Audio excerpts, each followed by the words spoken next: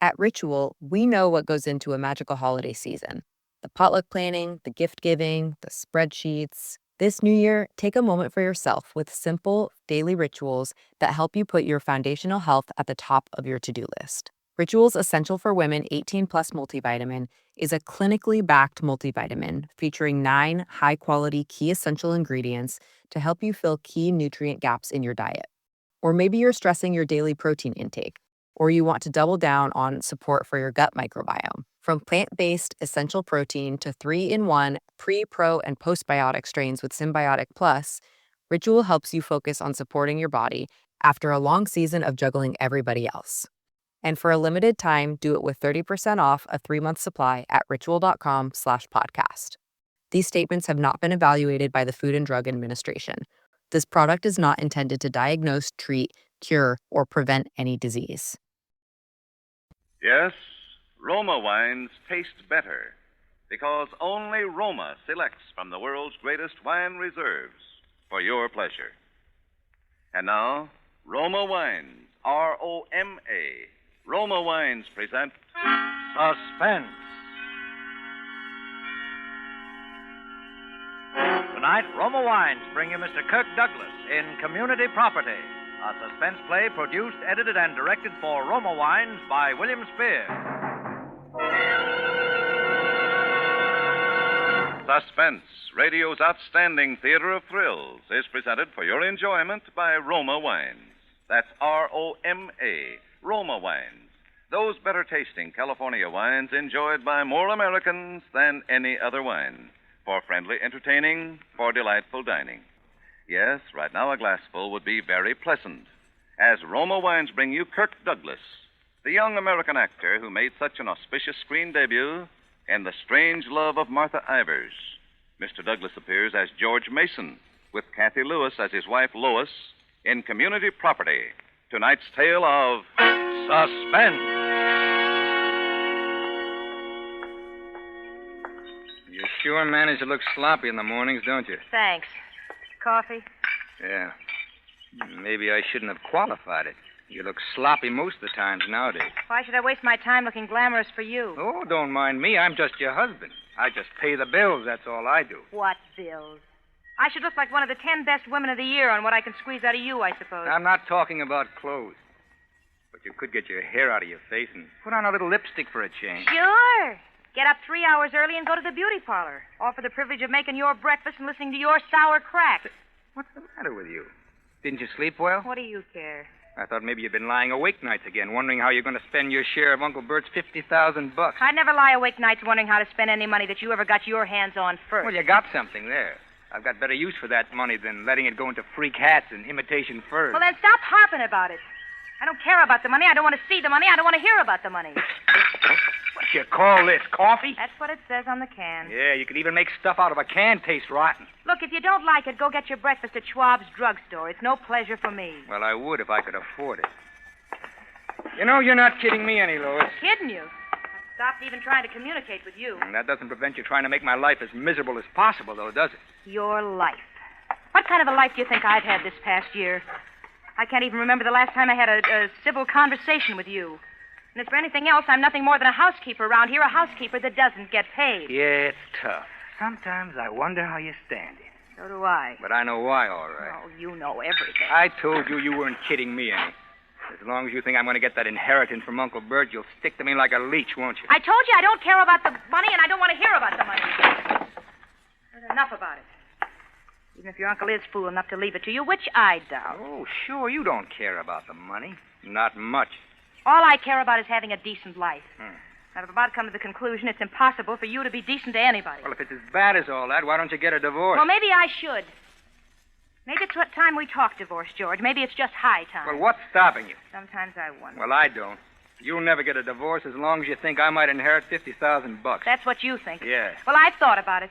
I've thought about it plenty. Then why don't you do something about it? Because I know you're too cheap to pay alimony and the lawyer's fees. That's why. Is that honestly all that's worrying you? Well, I'm certainly not worried by any illusions I might ever have had about you. All right. I'll pay the lawyer's fees in advance, and any reasonable alimony you can get a judge to grant you. Do you mean that, George? I never meant anything more in my life. Brother, you've got yourself a divorce.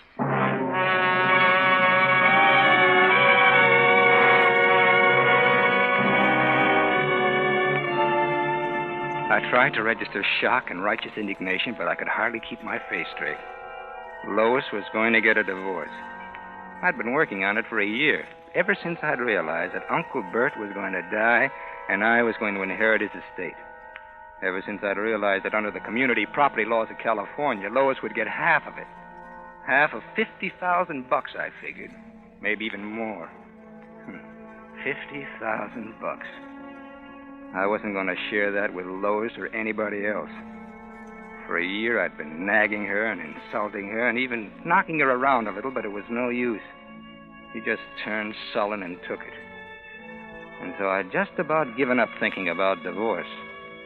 I'd begun to think about something else for Lois. I'd begun to think about murder.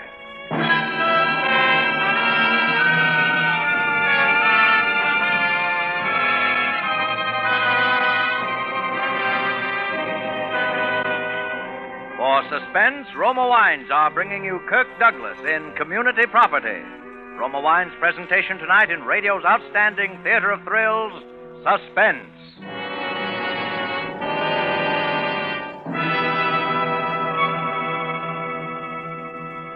Between the acts of Suspense, this is Truman Bradley for Roma Wines. To enrich your quiet evenings at home, to add warmth to your welcome when friends drop in, serve Roma wine. Yes, your family and friends will appreciate and enjoy the important difference in Roma, the extra goodness and fuller bouquet, richer body, and better taste. That better taste of Roma wine begins with California's choicest grapes. Then, with ancient skill and America's finest wine-making resources, Roma master vintners guide this grape treasure unhurriedly to tempting taste perfection. These choice wines are placed with mellow Roma wines of years before. And from these reserves, the world's greatest reserves of fine wines, Roma later selects for your pleasure. So, for everyday enjoyment or gracious hospitality, serve Roma California Sherry, Port, or Muscatel. You'll find all Roma wines delightful, moderate, inexpensive, and always better tasting. That's why more Americans enjoy Roma than any other wine. And now, Roma Wines bring back to our Hollywood soundstage Kirk Douglas as George Mason and Kathy Lewis as his wife Lois in Community Property, a tale well calculated to keep you in suspense.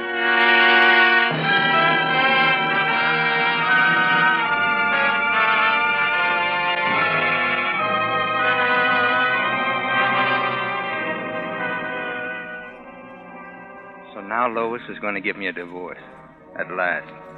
And Uncle Bert's $50,000 would be mine, as long as she started proceedings before I inherited. And knowing Lois, I figured now that she'd finally decided. She'd probably go to work on it that very afternoon. When I drove out to Uncle Bert's later in the day, I was feeling like a kid just out of school. It was one of my regular visits, and I never missed. 3 or 4 times a week. That was a bore and a pain. But I'm a guy that can put up with $50,000 worth of almost anything. Good afternoon, Mr. Mason. Oh, hi, Judson. How's the old boy feeling this afternoon? Not too well, I'm afraid, sir. Oh, gee, I'm sorry to hear that. One of his bad days, eh? Rather difficult, yes, sir. Well, do you suppose it's all right for me to see him? Oh, yes, sir. It's nothing that serious, I should say. He's called for his lawyer, Mr. Bernard, and for Dr. Thorpe. I should imagine he'd be quite able to see you as well. Yes, what is it? Your nephew, Mr. Mason, is here to see you, sir. All right, show him in. Hello, Uncle Bert. How you feeling? Oh, not well, my boy. Not well at all. Well, go on, Judson. Close the door. Go about your business. Yes, sir. Yeah. Judson was saying you've had sort of a bad day. Yes, I'm completely bedridden now, as you see. I'm afraid the end is not far off, my boy. Oh, don't be silly, Uncle Bert. You'll live to be 100. No. I've called Dr. Thorpe. Oh, you can't scare me. Well, you call Dr. Thorpe every other day. I tell you, I'm sick. I'm dying. Are you going to sit there and argue with me? Oh, well, I know, Uncle Bert, but, gee, Well, I hadn't realized it was that serious. Well, it's most serious. I'm glad you came today. I'd have called you if you hadn't. Oh, I understand your lawyer is coming over here. Oh, yes.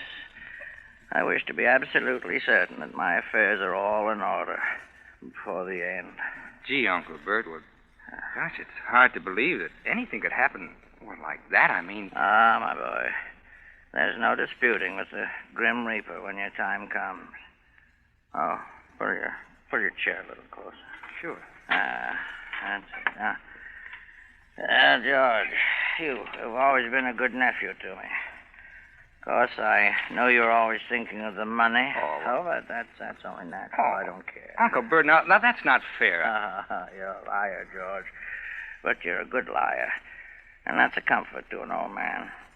Of course, I don't know what you're like in daily life. I've been ill so long. Just average, I guess. Well, I wouldn't think so. Now, I imagine you're mean and greedy and thoroughly dishonest when it's safe to be, as I was. It runs in the family. It's only natural, too. You make me sound like a pretty bad guy, Uncle Bert. All right. Only true to human nature, George, with a little dash of Mason family thrown in. Yes, you've always been a good nephew to me, George, even though you may have been a hypocrite about it. And that's all anyone has a right to expect at my age. You won't have any reason to regret it. Well, I wish you wouldn't talk that way, Uncle Bert. What way? Well, about the money and things like that. Don't you want to hear about it? Well, have I ever asked you about it? No, you haven't, George. You've been very clever about that. But you may as well know now. Well, As my will stands now, my estate will be divided into 2 parts. Oh. Yes. One half of my estate will go as an endowment to my old school, Weymouth College. Half? Yes, half. Oh, is that? Come in. Well, hello, Mr. Mason. How are we today? Old man's handing out bad news today. Now, in your case, I'm afraid you're about to lose a steady source of income, Doctor. Oh, meaning... Meaning me. Yes, I'm afraid you're going to have to find some other victim to pay your office rent very soon now. Well... Yeah, you know my nephew, of course, don't you? Sure. Hi, Doc. Hello, George. By the way, George, here's a prescription your wife asked me to write out for her. You might have it filled on your way home if you have time. Sure, thanks. Yes, bad news all around. Now, George here, I've just informed him that I'm leaving half my money to my old school. He looks mighty disappointed, doesn't he? Oh, now, Uncle Bert, it's your money. Why should I be sore? Now, the post, please, Mr. Mason. Yeah. Thank you. Of course, I haven't told him all of it yet. You want to hear the rest, George? Well, whatever you say, Uncle Bert. Really, Mr. Mason, you shouldn't be talking too much. Your condition's not as good today as it might be. Oh, I know that. But as I was saying... Sure. What was I saying? Oh, yes, the will. As a matter of fact, I'm leaving you fairly well provided for, George. Enough to give you a little start in life, anyway. Now, take it easy, Uncle Bert. It's you I care about, not the money. You're an accomplished liar, George. That's the only word for it. But you can relax again. The other half is going to you. Well, you know you didn't have to do that, Uncle Bert. Well, not that I don't appreciate it, but... I think it will help a little, George. You'll be able to use $500,000, won't you? What'd you say? Really, Mr. Mason, I must forbid you to get excited now. Your condition... Didn't you hear me, George? I said five. Uncle Bert. Mr. Mason. Uncle Bert. Uncle Bert, listen to me. I'm afraid he's gone. Tell me what you said. For heaven's sake, man, have a little decency, can't you? He's dead. He can't be. It's some kind of a gag. Did you hear it? $500,000. Oh, come in. Mr. Bernard is here to see. I'm afraid you're too late, Bernie. Oh, Bernie, you drew up the will. You'll know. Oh, hello, George. Bernie, he said $500,000. $500,000. You mean your inheritance? That's roughly what it comes to. Wow, $500,000. And permit me to be the first to congratulate you, George, on bearing up so well under your bereavement, that is. $500,000, and he never told me. Why, the rotten old liar.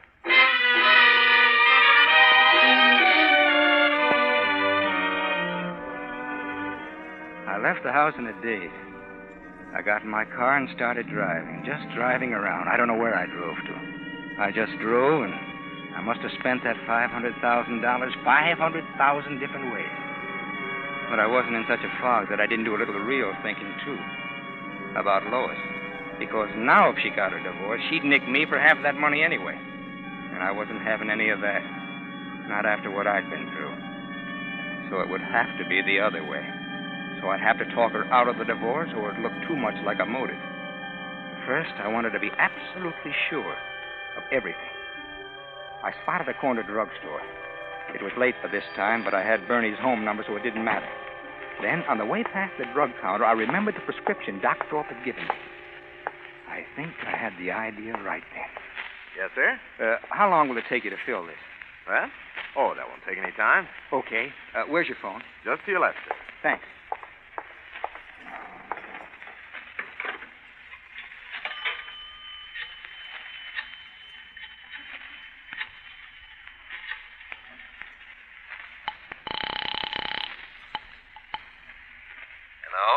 Bernie? Yeah. George Mason. Why, hello, George.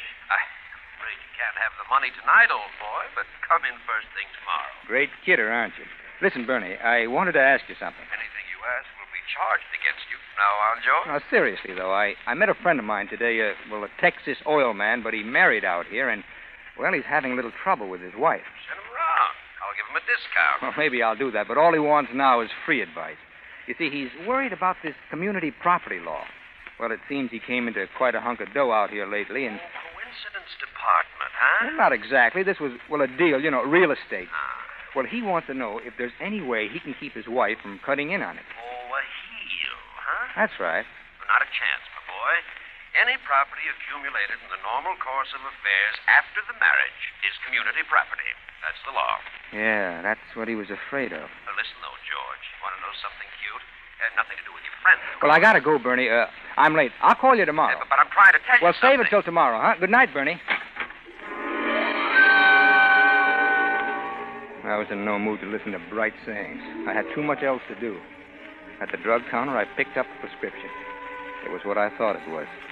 Sedative, it said. She'd been taking stuff to make her sleep for quite a while now. At the next corner, I bought her the biggest box of candy I could find. Then I went home to kill it.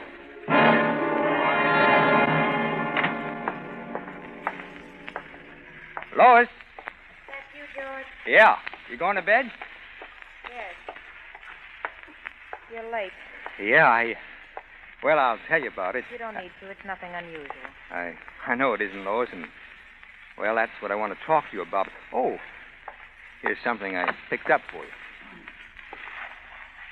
What's this for? Nothing. I just thought you might like it. You must have wrecked the car or something. No, but, well, I've been doing a lot of thinking today, Lois. So have I. Well, you haven't done anything about that yet, have you? I mean, the divorce. Not yet.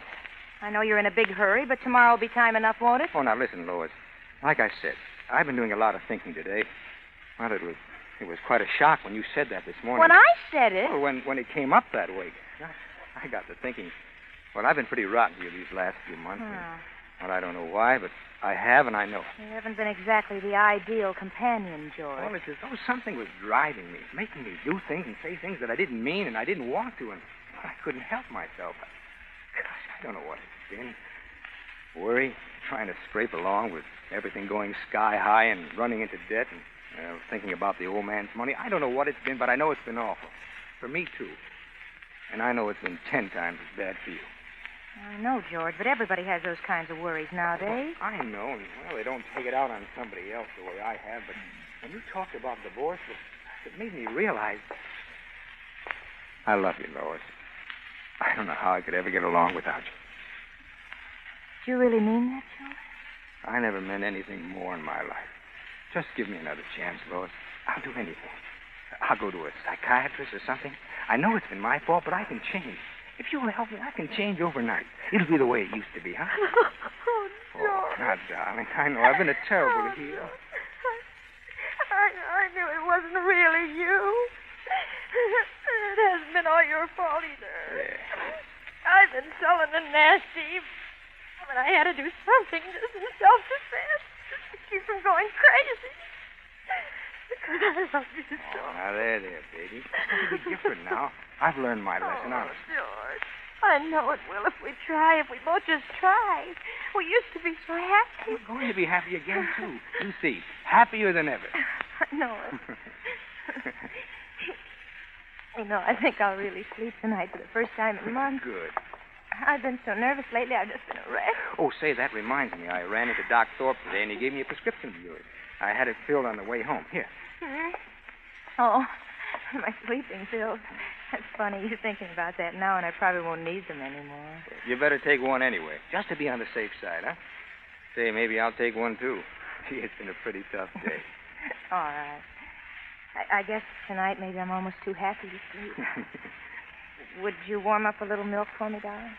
Take them with? Why, sure, honey. I'll fix you right up. Thanks, darling. I went downstairs and started warming the milk. I'd had the stuff hidden away for a couple of months now. It was a narcotic that would have the same effects as the sleeping pills and show up the same way in an autopsy. I put some sugar and cinnamon in the milk to cover the taste, and then dumped in enough of the stuff to kill a horse.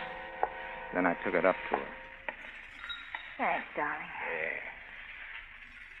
Huh. That's nice. What'd you put in it? Oh, just sweeten it up a little. Sweet sticks sweet. Oh, here's your pill. Thank you. Oh. It tastes a little funny. Oh. It's nice, but kind of funny. Oh, yes, maybe I got the milk a little too hot, huh? It always tastes funny when it's boiled. Maybe. To drink it all now. That's a good girl. There. That's the ticket. Feeling sleepy?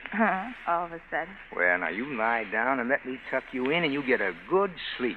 And tomorrow, we'll start all over again. Oh, yeah. A new life. That's right. Tomorrow, there'll be a brand new life.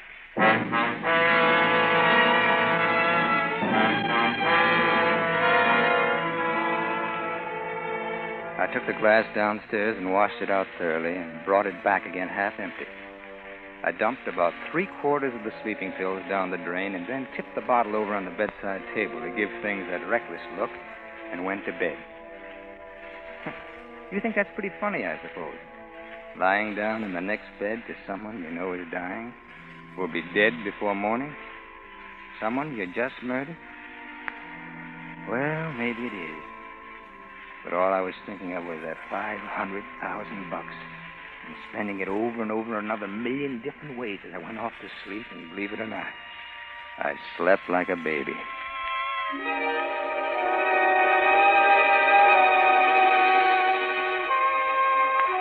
I woke up early, feeling great, and not knowing why for a minute, and then I remembered. I went over to look at Lois. She was lying just the way I'd left her. I put out my hand and touched her arm. That was all I needed to know. She was cold. Stone cold.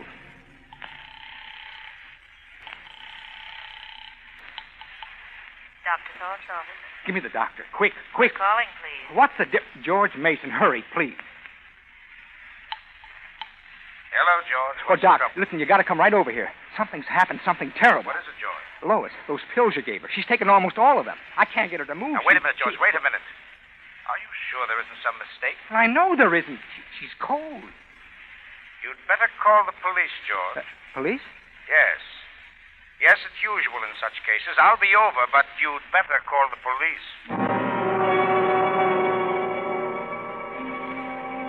In about half an hour, they arrived. 2 plainclothes dicks and a man from the coroner's office. He and one of the dicks went in to look at Lois, and the other one stayed outside talking to me.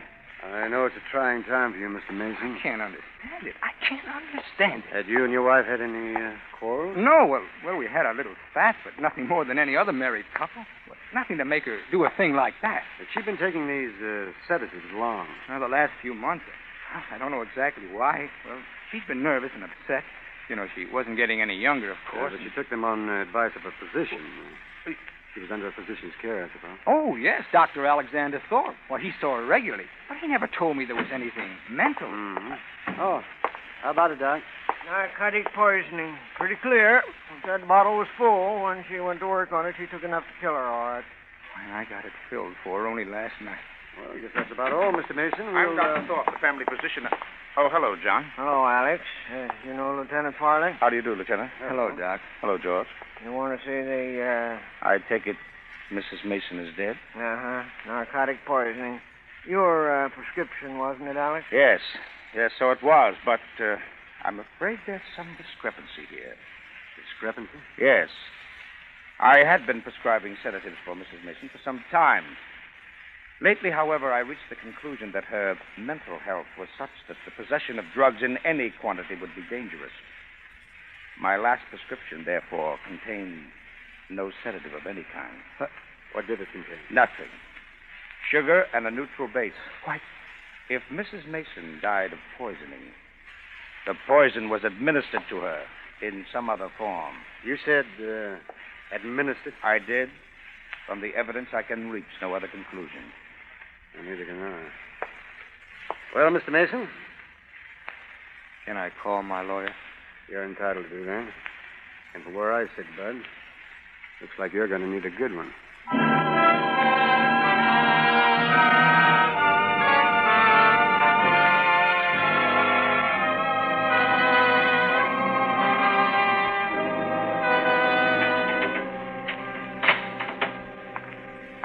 Well, let that be a lesson to you, George. Before you commit a murder, always check with your attorney. Great kidder, huh, Bernie? Sure. If you'd only told me this on the phone yesterday instead of that cock and bull story about a friend from Texas, I could have saved you a lot of trouble. How? I tried to tell you. Money that you earn or make in business is community property. Money that you inherit is not. What? That $500,000 would have been all yours, George. You see what I mean? Next time, check with your attorney. Check with your attorney. A great kidder. Now he says, don't worry. If he can get me off the gas chamber, I'll still have the worst years of my life ahead of me. How do you like that?